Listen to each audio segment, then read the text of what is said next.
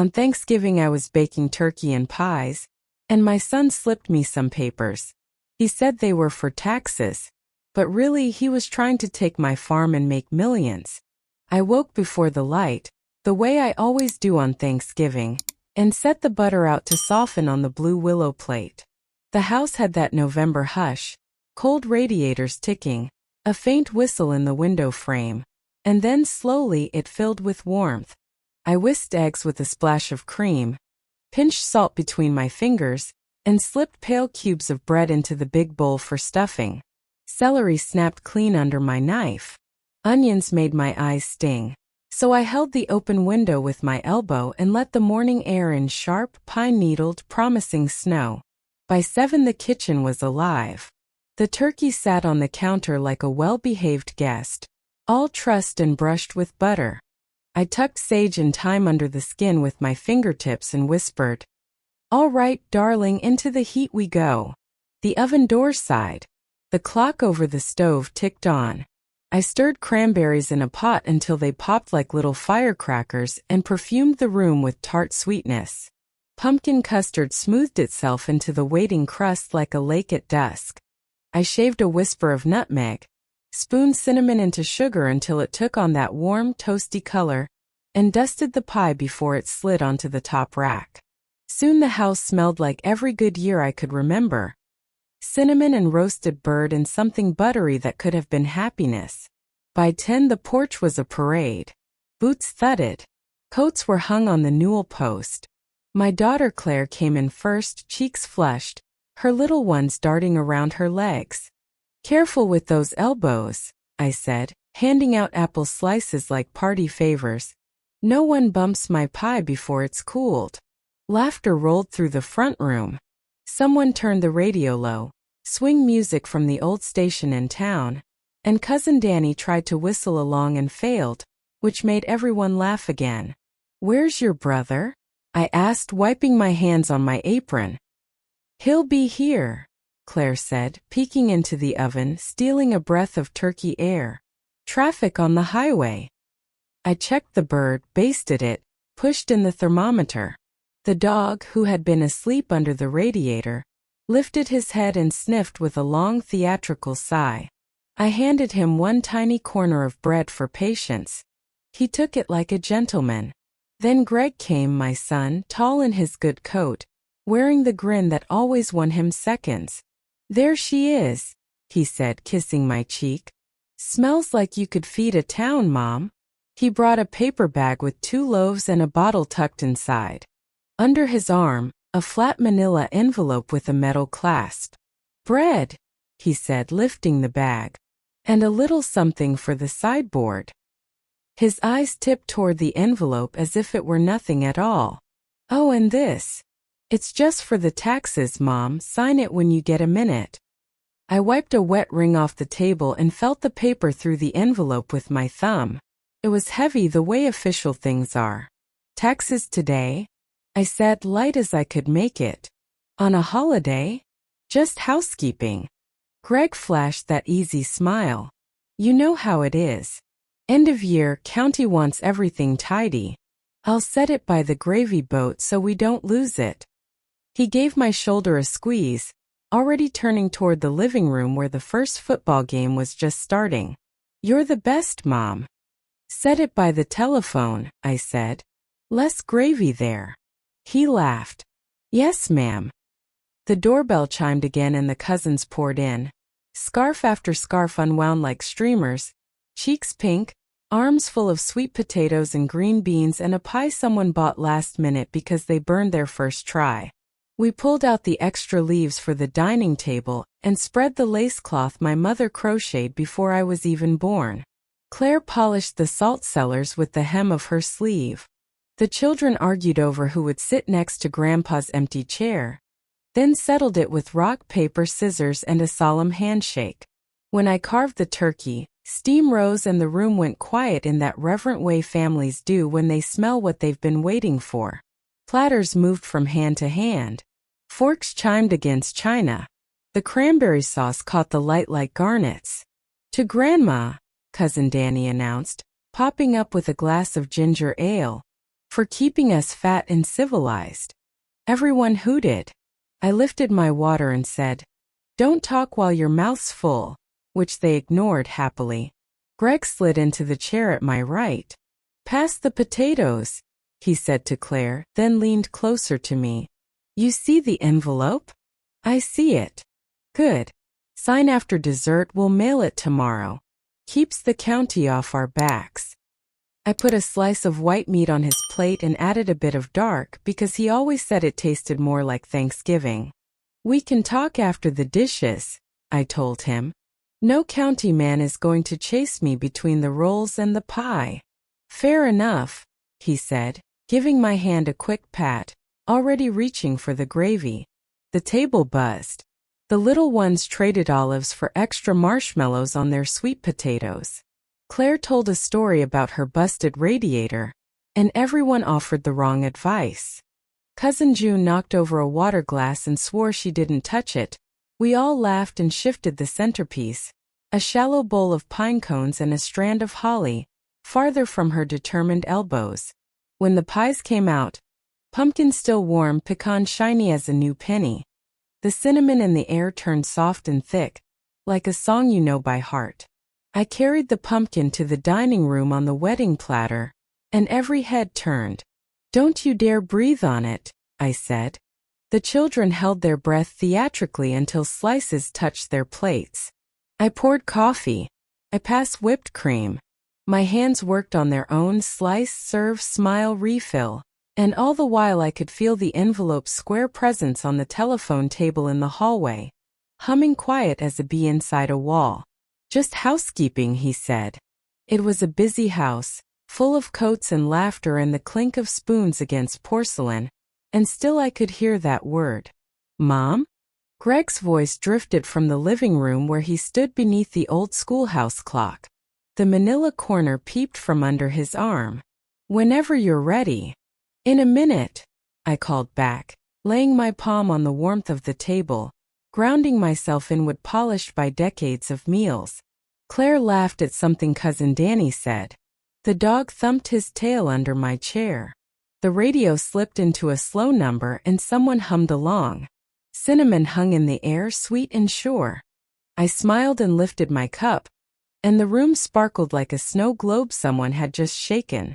Everything felt exactly right down to the crumbs in the butter dish, and still somewhere low in my belly a small thread pulled tight. All afternoon, the house rang with that holiday cheer. Cards slapped on the table in the front room, children chasing each other through the hall until someone yelled, "Feet off the sofa." The dog stationed himself under the dining table, hopeful for a second round of turkey. I moved between kitchen and parlor, wiping spills, collecting plates, slipping leftovers into covered bowls. It was the rhythm of every Thanksgiving I'd known. The bustle, the laughter, the teasing that came only when family was shoulder to shoulder. But each time I passed the hallway, my eyes strayed to the telephone table where that envelope lay. Its corner curled a little, catching the lamp glow, as if it wanted my attention. I told myself not to fuss. Greg always handled the things that confused me, like insurance or the property taxes. Still, the weight of it pressed at the back of my mind like a pebble in my shoe. After supper, when the cousins were occupied with pie and cards, Greg came up beside me at the sink. I was rinsing coffee cups under warm water, steam fogging the window. He set a drying towel on the counter, almost helpful, though he wiped one cup and set it down still damp. "Mom," he said softly, "did you get a chance yet?" I shook my head, turned off the tap, and handed him another cup. "Not yet. Holidays are for eating, not scribbling our names away." He chuckled, though his eyes were sharp, the way his fathers used to get when talking business. "It'll only take a moment. Really, you don't have to read the whole thing. It's just taxes. Trust me, I've been through it all. You sign, I'll handle the mailing." I dried my hands on the dishcloth, listening to the chatter from the other room. "It looks mighty thick for just taxes," I said, glancing toward the envelope. "That's because government people love their fine print." he said quickly, almost rehearsed. You know how they are. Half of it's the same line repeated. Don't worry. Before I could reply, Claire's husband, Jim, poked his head into the kitchen. He was balancing his plate with the last sliver of pecan pie. You still fussing about papers? He asked with a grin. Oh, come on, Mom. It's just a formality. I sign things for work all the time without reading every last page. That's what kids are for, right? Helping parents with this kind of headache. I gave him a small smile but felt my stomach knot. A formality, maybe, but my name is what goes down. Jim laughed and waved his fork like a flag. Exactly. And your son's making sure you don't have to lose sleep. Just trust him. He popped the last bite into his mouth, satisfied with his wisdom, and went back to the others. Greg picked up the towel again, but he wasn't drying. He folded it, unfolded it, folded it again. Mom, I wouldn't ask if it wasn't important. You know me. I looked at him then, my boy who used to come home muddy from football, who once carved his initials into the barn door and blamed the neighbor. He was grown now, with gray streaking his temples, but there was a restlessness in him, a push I couldn't name. Maybe after the guests leave, I said, turning back to the sink. I don't want to think about papers with dessert on the table. His jaw worked, but he forced a smile. All right. After the guests. Just don't forget. The evening stretched on. The cousins packed up pies and wax paper. The children bundled into coats. One by one the cars rolled down the gravel drive, their headlights sweeping across the frosted yard. Finally, only Claire and her family lingered, helping me clear the last glasses. Greg stood by the mantel, envelope under his arm, checking his watch. Mom, he called as Claire buttoned her coat. Let's just do this before I go. 2 minutes tops. I dried my hands on my apron, heart fluttering like a bird against its cage. Claire leaned close and whispered, He's right, you know. He'll take care of you. You don't need to fret about every detail. She kissed my cheek and ushered the children out. Then it was only Greg and me in the quiet house. The dog sighed at my feet. He laid the envelope flat on the table, slid a pen across to me. Mom, it's nothing but good for us. You trust me, don't you? The clock ticked loud on the wall. My hands rested on the cool wood of the table, inches from the paper. I've always trusted you, I said, but my voice felt thin. I looked down at the heavy stack of forms, lines of type too small for my eyes. Still, I'd like to be sure. Mom, he said, firmer now, leaning in. This is right. You'll see. Just sign. I nodded slowly, though the unease coiled tighter inside me, thicker than smoke, heavier than the smell of cinnamon still clinging in the air. The next morning the house was quiet again, stripped of laughter and coats and the clatter of serving spoons. Only the turkey carcass in the refrigerator bore witness to yesterday's feast. I put the kettle on and stood by the window, watching frost feather the fence posts out back. The farm looked peaceful, every furrow asleep beneath the pale sky. But inside I felt anything but calm. The envelope still sat on the table where Greg had left it, neat and silent. I'd tucked it under a dish towel the night before, as if hiding it would quiet the questions banging in my head. Instead, I woke restless, the kind of waking where you already know your day has something heavy waiting. I poured tea, sat at the kitchen table, and untucked the papers. My reading glasses slid down my nose as I tried to follow the type. Rows of words in legalese ran on so dense I lost the thread halfway through the first page. Words like grantor, assigns, heirs. This was no simple tax form, too much ink, too many signatures. I rubbed my temples. By mid-morning, Claire came by with a jar of leftover sweet potatoes. Thought you'd want these, she said, setting them on the counter. Her eyes caught the stack of papers. You didn't sign yet? No, I answered quietly. She looked surprised. Mom, it's just what Greg said. Taxes, forms, whatever. You know how he keeps track of those things. I tapped the papers with my finger. It doesn't read like taxes to me. Too complicated. Of course it's complicated, that's why he handles it, she said. Her tone was patient, like she was talking to one of the children. He wouldn't put you in a bad place. Maybe not, I murmured, though I wasn't so sure. That evening, while washing dishes, I overheard something that froze me in place. Greg was in the den talking low on the phone. I only caught part of it through the thin wall, but it was enough. Once she signs, the farm is ours, he said. His voice was hushed, quick. Don't worry, she'll do it.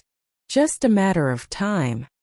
The dish in my hand slipped back into the sink with a clatter. I stood there, hands wet, heart pounding. Ours? The word echoed. He hadn't said hers. Not the family's. Ours. I leaned against the counter, listening hard, but he'd lowered his voice again. My chest tightened. My boy, the one I rocked through fevers, who used to tug at my apron strings for a cookie, was speaking about my home like it was already his.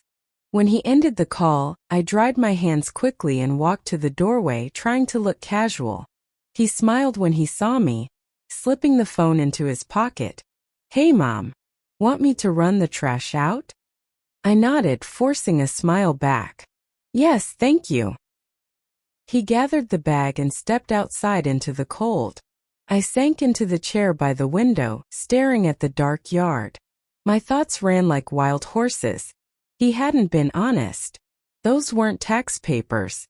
My gut had known all along, and now I had the proof. The farm was all I had left of my life with his father. Every fence post, every apple tree, the barn with the initials carved deep into the door. It was our history, our sweat, our love. And Greg was maneuvering to take it from me as if I were a stranger. When he came back in, brushing frost off his sleeves, I kept my voice steady. Cold night, I said, standing to rinse the kettle. He nodded, humming to himself as if nothing had happened. But inside something had shifted. The unease I'd felt yesterday was no longer just doubt. It was certainty, sharp and painful. My son wanted the farm, and he didn't mind tricking me to get it. That night, long after Greg had gone home, I sat alone in the kitchen with only the tick of the clock for company. The papers lay on the table, their words hidden but heavy, like stones pressing down. I folded them carefully back into the envelope and tucked it into the bread box, far from sight. I whispered into the empty room. Not yet. The house was still, the kind of stillness that comes before a storm. And I knew Thanksgiving had ended, but something else was beginning, something I never thought I'd face from my own flesh and blood. 2 days later, the farm was settling back into its usual rhythm. The cousins were gone, the dishes stacked in their places, and the last of the pumpkin pie had disappeared with my morning coffee. I should have felt relief, the holiday behind me, the quiet restored, but instead my nerves were stretched thin.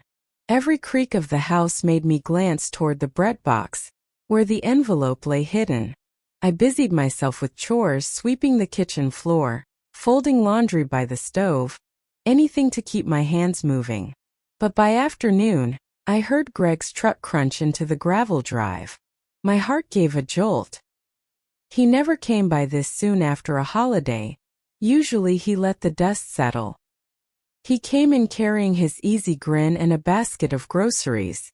Brought you a few things, Mom, he said, setting it on the counter. Bread, milk, a bag of oranges, ordinary kindnesses. How are you holding up after the big meal? Fine, I said, wiping my hands on a dish towel. He leaned against the counter, studying me.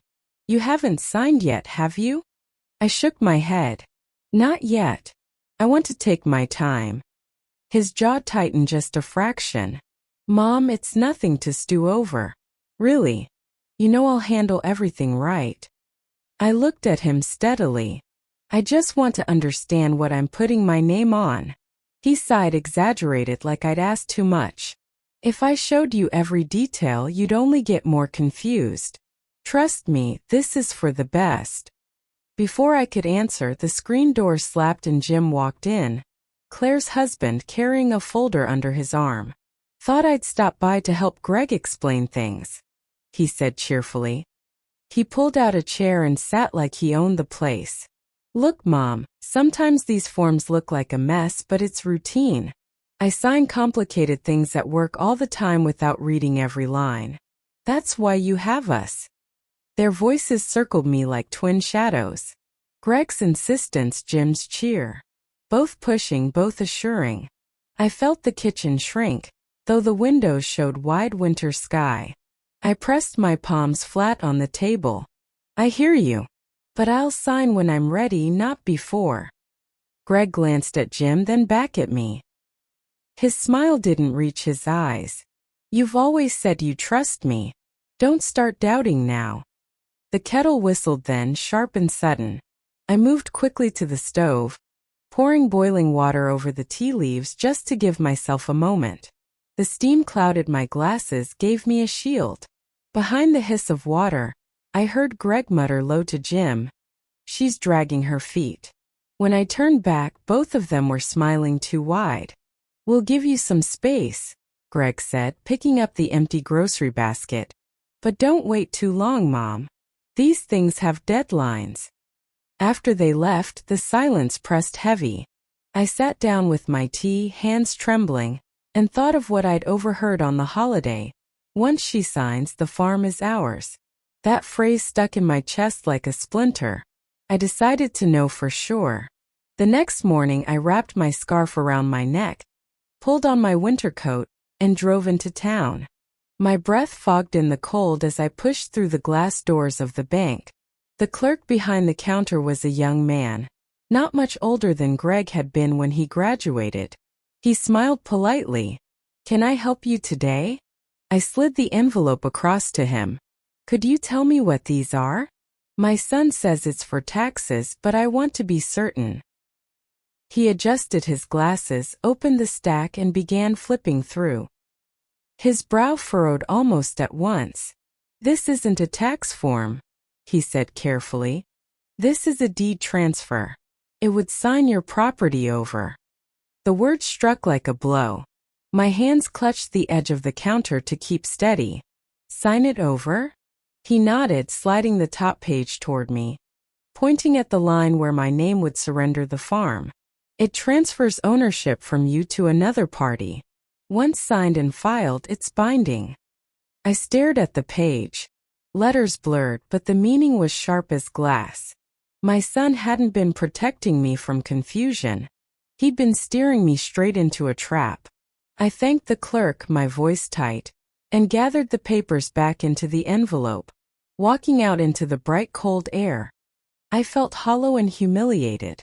Betrayed, yes, but worse, foolish. My own boy had set me up, and I had almost fallen for it. I sat in the car a long while, watching the frost on the windshield melt into streaks. My fingers traced the manila edge of the envelope in my lap. The farm stretched in my memory. Every fence post, every furrow, the barn with its initials carved deep. And I thought, he would have taken it without a word. I drove home slow, the tires humming on the road, and when I pulled into the driveway, the field seemed different. Not just land anymore, but something someone wanted to steal. And that someone was my own flesh and blood. That night, after the bank visit, I sat in my kitchen with the lamp casting its golden pool over the table. The house was quiet, the kind of quiet that presses in, and the papers lay there like an accusation. I should have felt relief that I hadn't signed them, but instead my chest was heavy. My own son had tried to take the farm, and I didn't yet know how far he'd gone. I thought about calling Claire, telling her what I'd learned, but I couldn't bring myself to. A mother doesn't want to pit her children against each other. So I folded the papers neatly, slipped them back into the envelope, and slid it behind the flour bin in the pantry. Out of sight for now. The next few days I went about my chores trying to keep my head clear. The animals needed feeding, the laundry needed hanging, and the woodpile had to be brought in before the snow. It grounded me, all of it, the simple rhythm of life on the farm. But still little things caught my eye. One afternoon I saw Greg out in the far field, though he hadn't told me he was coming. He wasn't alone. 2 men in dark coats were with him. They had clipboards and heavy boots, the kind that weren't for farm work. From the kitchen window I watched them pace the field, pointing, talking. One of them bent to the ground and drove a stake into the soil. I slipped on my coat and stepped out, the cold biting sharp against my cheeks. From a distance I called, "Greg, what's all this?" He turned quickly, surprised. "Mom, you shouldn't be out in this chill." He walked toward me, smiling too big, while the 2 men stayed behind, speaking in low tones. "What are they doing?" I asked. "Just checking some things," he said vaguely. "Surveyors. Nothing to worry about." Surveyors. The word made my stomach twist. "For what?" He glanced over his shoulder, then back at me. "Mom, it's business. Nothing that should concern you. Go on back inside, you'll catch cold." I didn't move. Business on my land does concern me. His jaw set tight, but his voice stayed smooth. "Trust me, all right? I've got it handled." I stood there a moment, the wind cutting through my coat, before I turned back toward the house. When I glanced over my shoulder, I saw him with the men again, gesturing broadly, like he was already the owner. That night, as I lay in bed, I thought of those stakes in the ground, those men in their fine coats, and I felt my heart sink further. The following morning, I went to fetch eggs from the coop, and my neighbor Ed was leaning over the fence with his usual half-smile. He held a mug of coffee, steam rising. "Mornin'," he said. "Mornin'." He nodded toward the fields. "Saw some folks out there yesterday. Suits, the kind you don't see around here much." "Yes," I said cautiously. He sipped his coffee. "Word's going around they're planning to run a gas pipeline straight through here. Right across your acreage. That's big money if it's true." The words hit me harder than the cold wind. "A pipeline. Millions," he said without saying. And suddenly everything snapped into place. The papers, Greg's rush, the surveyors. He hadn't just been trying to tidy up taxes. He'd been trying to take the farm because he knew it was worth far more than I ever imagined. I forced a smile at Ed. "People do like to talk," I said lightly. "You know how rumors are." "Sure," he said, though his eyes studied me. "Just thought you'd want to know." He tipped his mug in farewell and walked back toward his truck. I carried the eggs into the house, set them gently in the basket on the counter, and leaned hard against it. The truth was clear now. Greg wasn't just careless with my trust. He was ready to sell our land out from under me, and not for pennies but for a fortune. I walked to the pantry, pulled out the envelope, and laid it on the table once more. My hands were steadier this time. I knew what those papers were, and I knew why he wanted them signed. But I also knew this. I wasn't about to let my family's farm slip away, not to strangers in fine suits, and not to my own son. The morning after Ed's warning, I couldn't shake the words from my head. A gas pipeline, big money. I sat at the kitchen table with my coffee gone cold, staring out at the fields. The land looked the same as it always had. The red barn with its peeling paint, the orchard trees bare but sturdy, the pastures rolling quiet under the frost. But now I knew men in suits saw more than soil and memory. They saw millions. I pulled the envelope closer. My fingers traced the crease of the flap as if it might reveal more than the papers inside. My son wanted me to hand it all over. That was plain now. By noon I had made up my mind. I changed into my good coat, the one I wore to town, and slipped the envelope into my bag.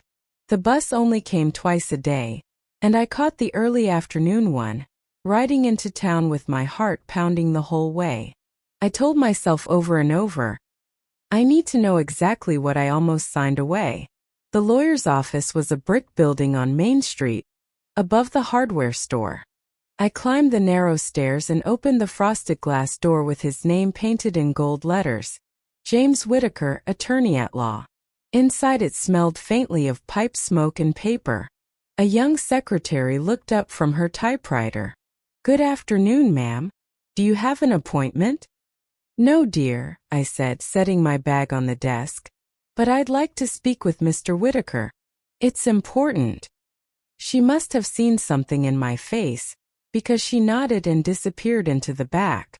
A minute later, a tall man with silver hair came out, adjusting his spectacles. "Mrs. Miller, is it? Come in, please." His office was lined with shelves of law books, their spines cracked and worn.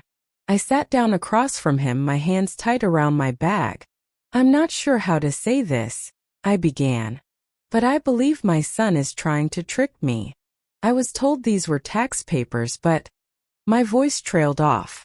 I pulled the envelope out and slid it across the desk. He opened it, adjusted his glasses again, and began flipping through. His brows drew together almost immediately. This isn't tax paperwork, Mrs. Miller. This is a deed transfer." I let out a long breath, though I already knew it. "So if I'd signed, you'd have transferred ownership of the farm to your son," he said plainly. "He'd be the legal owner, free to sell or lease it as he wished. You'd have no claim left." The words hit me like a cold wind. "I almost signed," I whispered. He tapped the paper. "You didn't, and that's what matters. You still hold the deed. But it's clear your son was trying to take advantage of your trust." I stared at the stacks of papers on his desk. "There's talk of a pipeline. Neighbors say men have been measuring the land." He nodded slowly. "That would make sense. Gas companies pay enormous sums for rights of way. If your son were the owner, he could make millions. Without your knowledge." For a long moment I just sat there, my hands folded tightly in my lap. My own son plotting to steal not just the farm but its future too. "What can I do?" I finally asked. He leaned forward, his voice steady. "First, don't sign anything. Not a scrap. Second, let me hold on to a copy of these papers. If he pushes you again, we'll be prepared. You nearly gave away everything, Mrs. Miller. But it's not too late to stop this."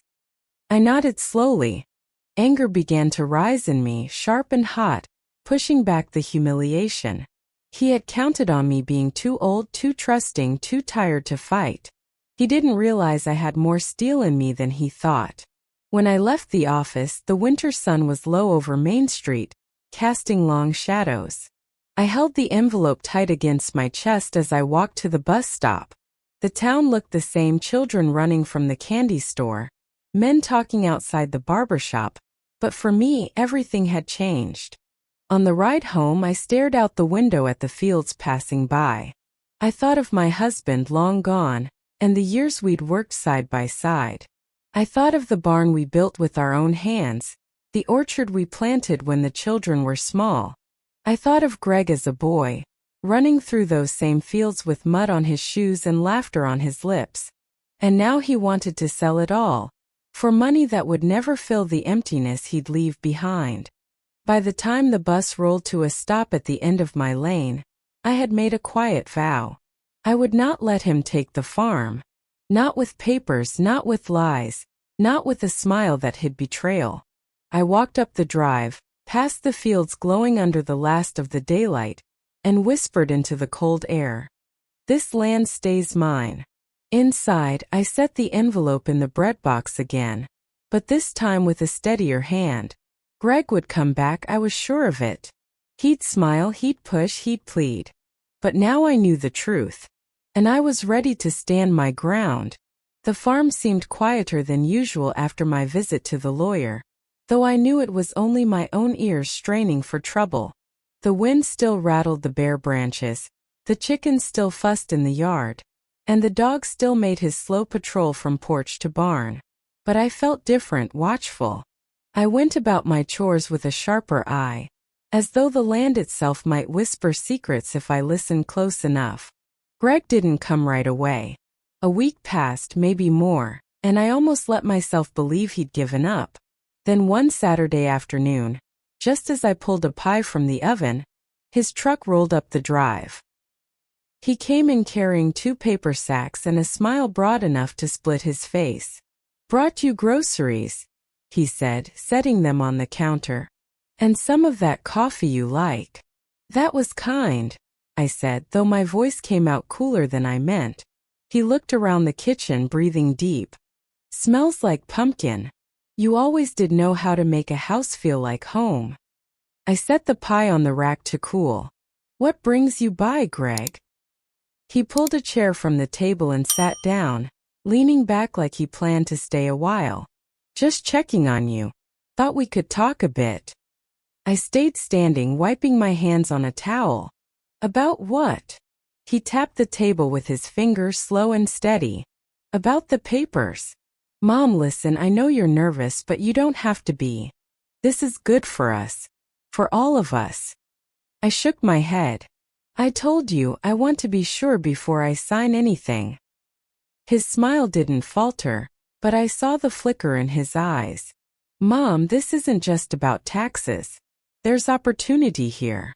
Big opportunity. We could all live easier. No more scrimping, no more patching fences with wire pulled from the barn.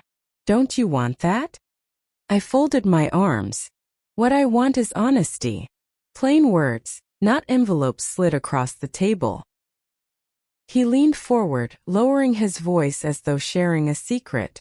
"The company's interested in a pipeline. They'll pay more money than you can imagine. Enough for you to live comfortable, and enough for me to build something for the future. But I need your signature." So there it was, spoken at last. My chest tightened, though I kept my face calm. "And if I don't sign?" He paused, then gave a little laugh. "Don't talk like that. Of course you'll sign. You know I'd never do anything to hurt you." But I did know better. I had the lawyer's words in my pocket, his warning that Greg had nearly stripped me of everything. My son sat there smiling, but all I saw was the hunger behind it. "Greg," I said slowly, "this farm has stood for 3 generations. Your father worked himself into the ground to keep it ours. I can't just hand it away." "It's not handing it away, it's moving forward," he insisted, his voice warming with persuasion. "You'll still have your house, your memories. But the land will finally work for us instead of us breaking our backs for it." I looked at his hands on the table, the same hands that once held toy tractors, now itching to sign away soil and roots. I thought of the men in coats, the stakes in my fields, the quiet deal he'd already started without me. "I'll think about it," I said at last, though the words tasted bitter. He studied me, searching my face, then nodded.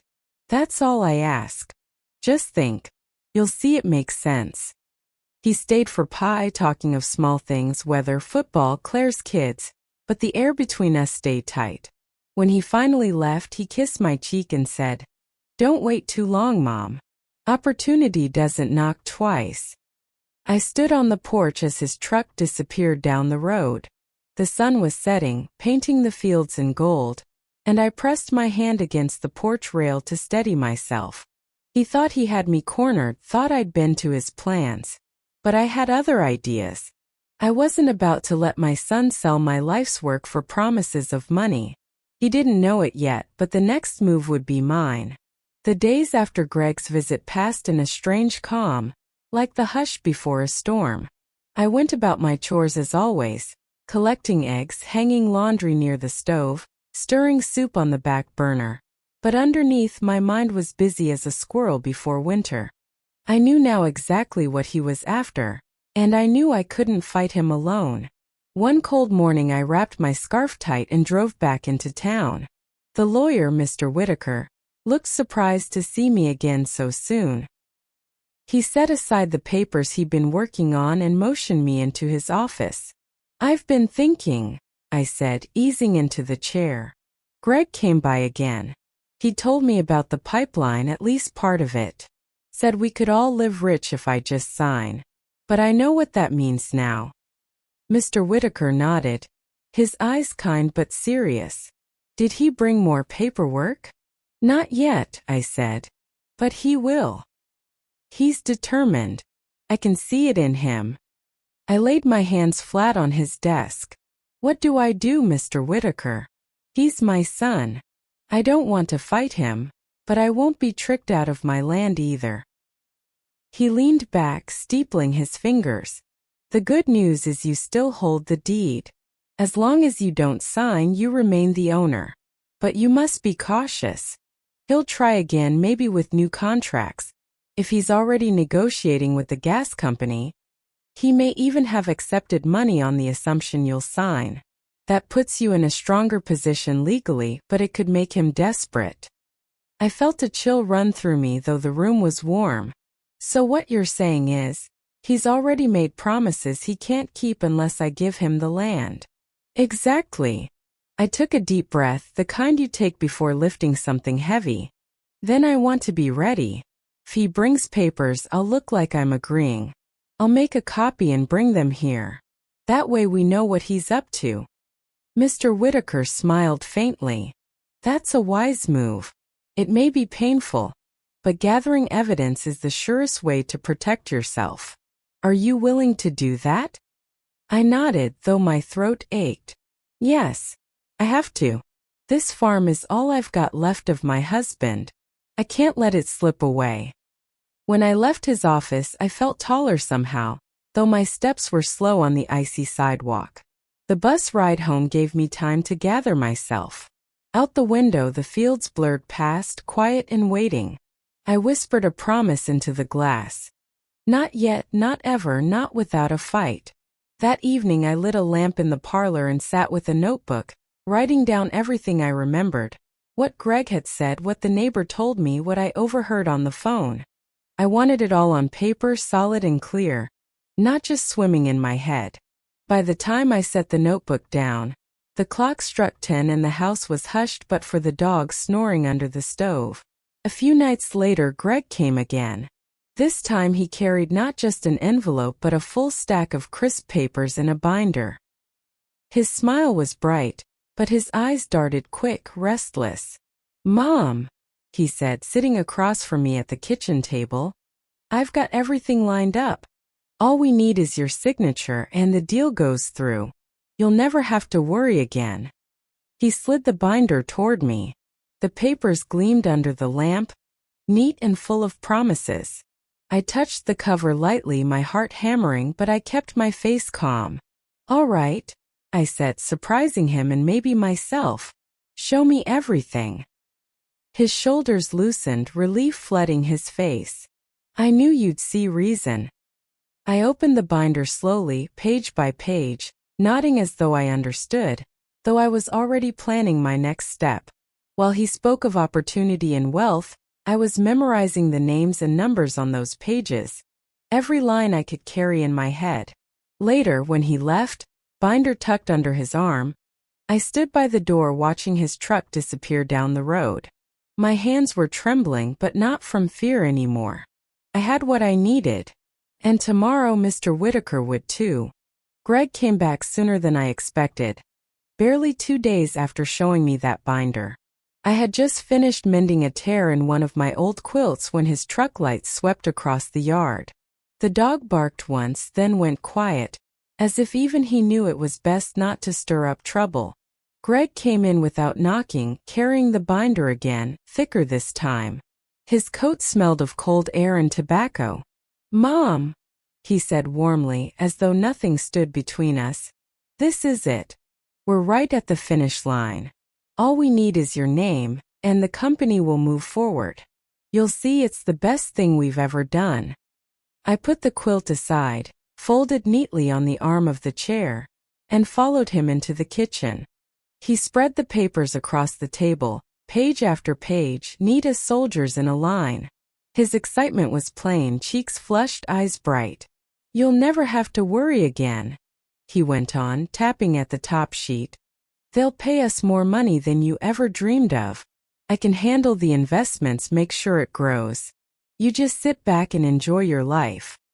I eased into my chair, the lamplight falling on the pages between us.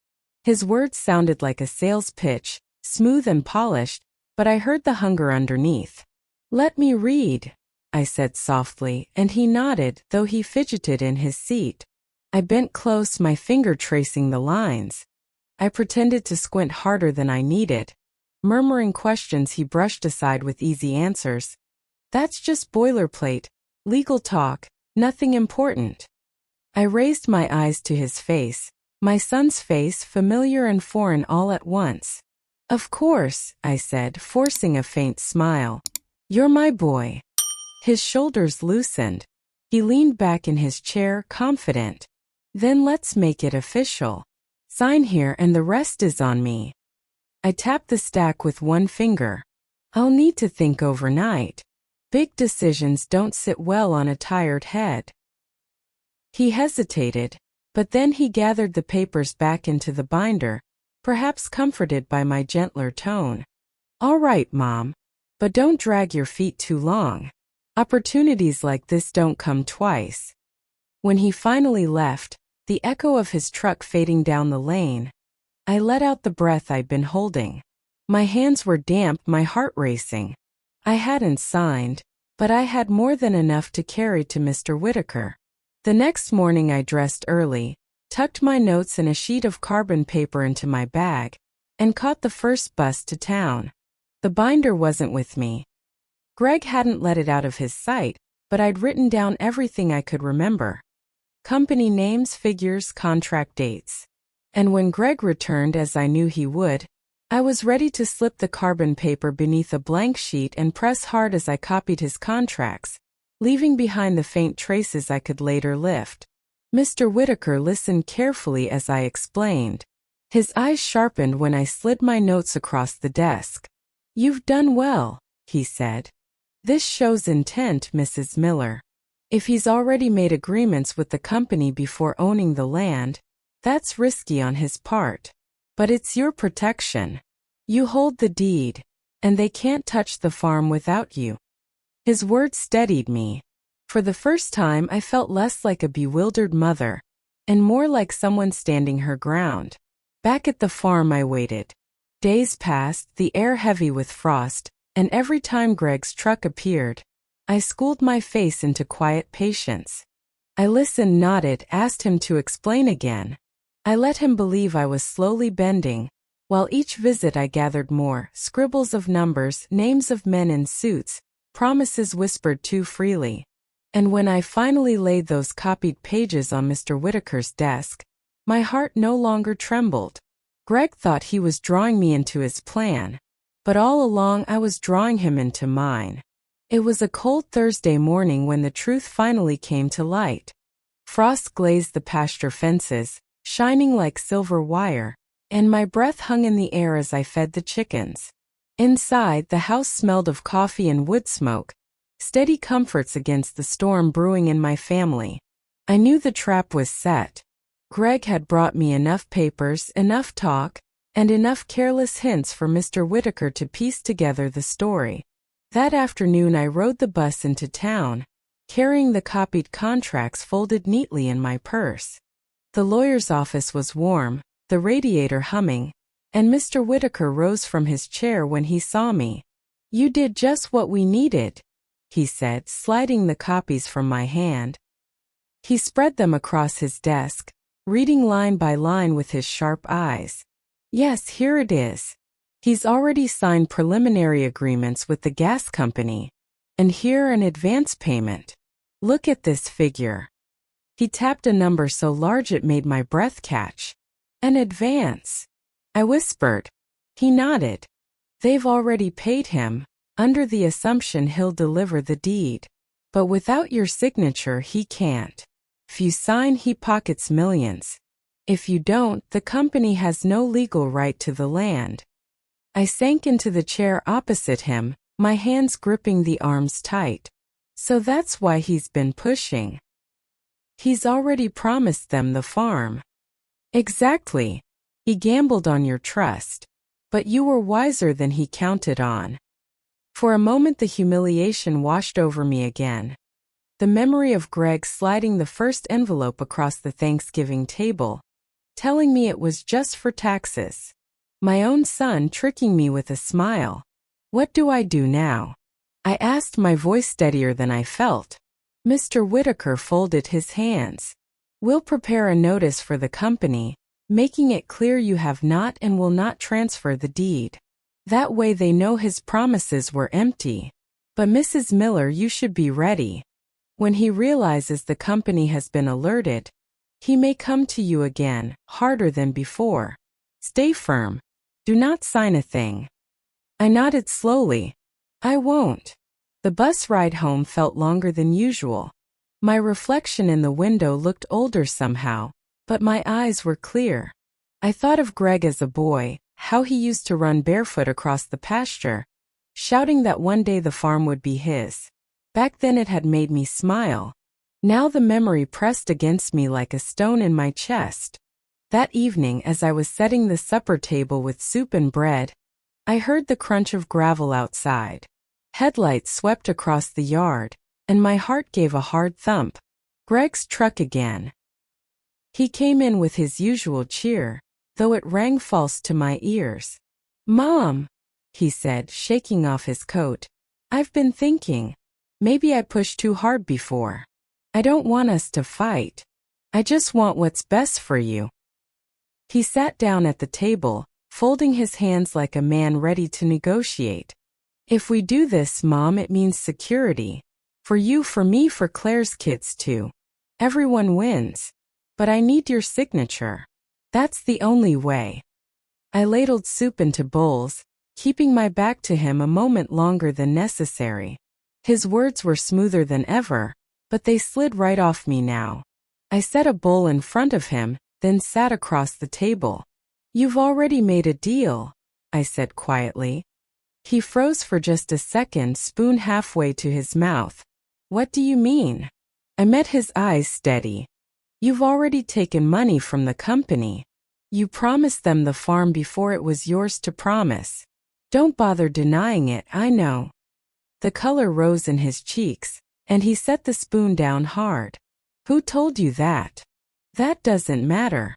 What matters is I haven't signed, and I won't." For a long moment the kitchen was silent but for the ticking of the clock. Greg leaned back, his jaw tight, his eyes searching mine. Then he gave a short laugh without humor. "You're sharper than I thought, Mom." I held his gaze, my hands wrapped tight around my soup bowl. "And stronger than you thought, too." He didn't finish his meal. He stood, gathered his coat, and left without another word. I watched the taillights vanish down the lane, my heart aching and my spine straight. The battle wasn't over, but I no longer felt small or tricked.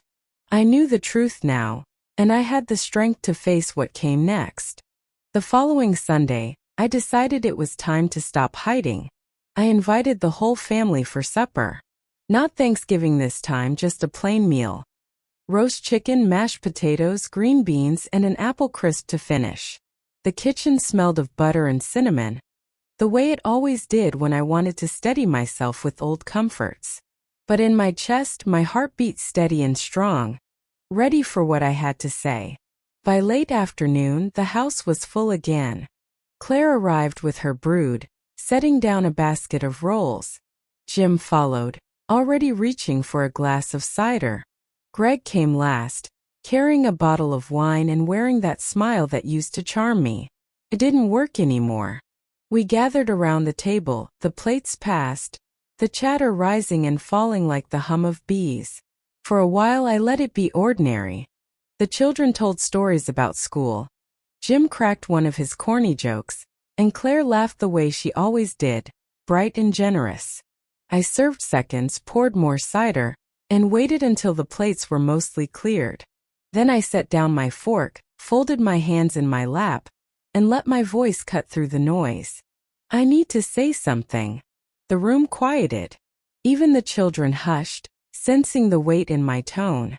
I looked around the table at faces I loved, at the boy I once thought would carry this farm with pride.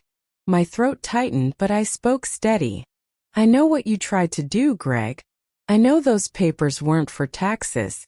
I know they were for the deed." The silence was sharp enough to hear the clock tick. Claire's eyes went wide. Jim set down his glass. Greg laughed lightly, though the sound was brittle. Mom, come on. You're misunderstanding. I went to the bank. I interrupted, my voice firm. I had them look at the papers. And then I went to a lawyer. He showed me what they were. A transfer. You wanted the farm in your name. You told the company you could sell it to them. You even took their money before asking me. His face went still, the smile dropping. Claire gasped. Greg, is that true? He didn't answer, just rubbed the back of his neck, staring at the table. The children looked back and forth, wide-eyed, not understanding but feeling the tension. I softened my voice for them. This isn't your worry, darlings.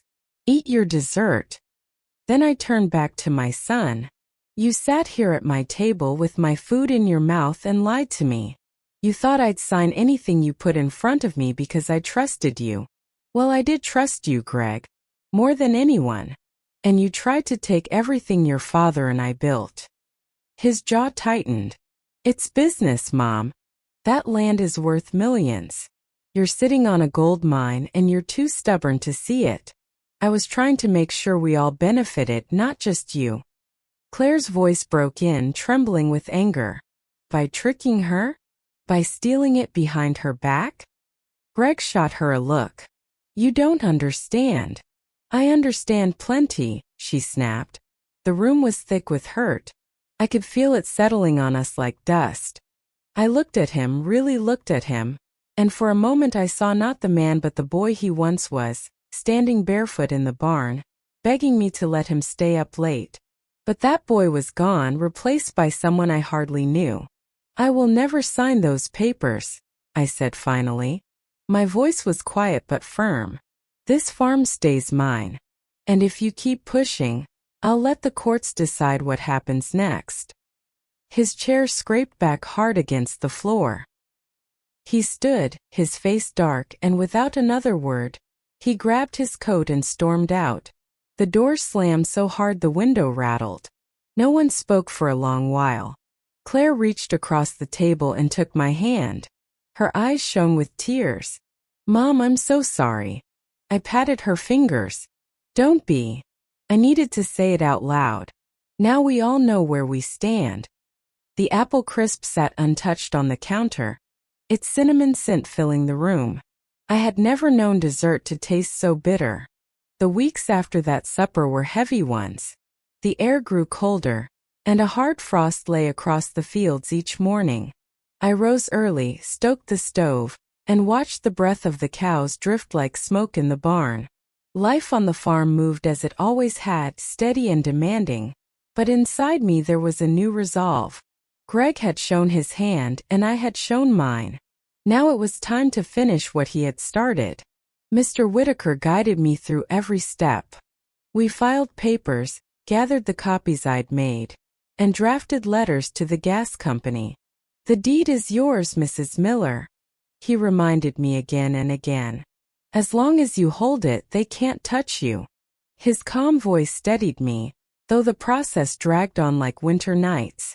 One morning a letter arrived in a thick white envelope stamped with the company's logo. My hands trembled as I slid it open. Inside, the words were sharp and polite.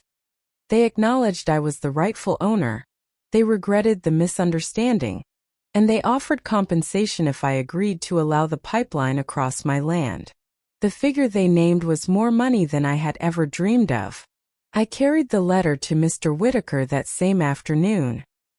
He read it carefully, then looked up with a faint smile. They've come to the table, and they're addressing you directly now. That means they know your son can't deliver what he promised. And if I say no? I asked. Then they'll have to find another route.